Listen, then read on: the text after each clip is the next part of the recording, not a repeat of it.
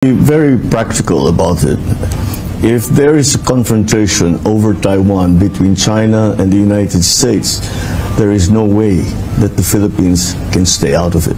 Tila naubos na nga mga idol ang pasensya ni Pangulong Bongbong Marcos sa pangbubuli ng China sa ating bansang Pilipinas at maging nga mga idol sa ibang karatig bansa katulad ng Taiwan. At dahil nga mga idol sa panggigipit ng China sa bansang Taiwan ay hindi na nga mga idol nakapagpigil pa si Pangulong Bongbong Marcos na kung sakali nga mga idol na lumala ang tensyon sa pagitan ng China at ng Taiwan ay hindi mag-aatubili ang bansang Pilipinas na makialam na sa gulo. At dahil kakampi nga mga idol ng Pilipinas ang Amerika ay hindi dapat nga mga idol matakot dahil kung sakali nga mga idol na matuloy ang giyera ay talagang hindi maiiwasan na ang Pilipinas ay hindi makialam. At dahil nga mga idol sa pahayag ni Pangulong Bongbong Marcos ay binalaan ng bansang China ang Pilipinas na huwag na daw di umanong makialam sa gulo ng China at ng Taiwan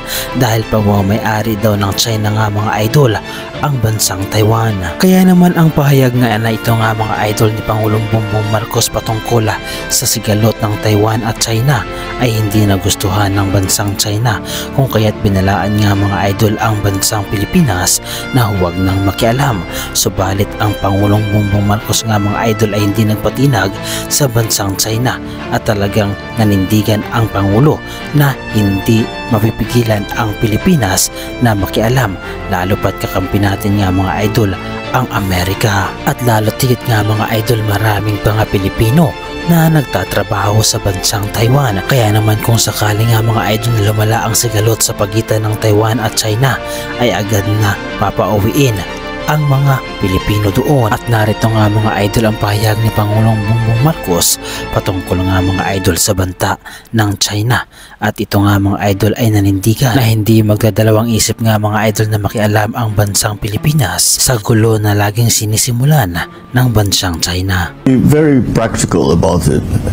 If there is a confrontation over Taiwan between China and the United States, there is no way that the Philippines can stay out of it, simply because of our physical geographic location. To understand how close Taiwan is to the Philippines. And so if you think about it, if there is an all-out war, then we will be drawn into it. And I assure you with the greatest hesitation, but we will have to defend our territory and our sovereignty.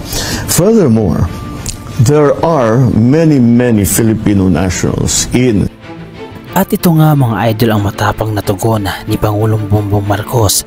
At kung kayo ang tatanungin mga idol, sang-ayon ba kayo na makialam ang bansang Pilipinas sa away ng bansang China at ng Taiwan? Ano ang masasabi ninyo mga idol sa reaction video na ito? Ibahagi nyo naman mga idol ang inyong reaction at opinion sa ating comment section.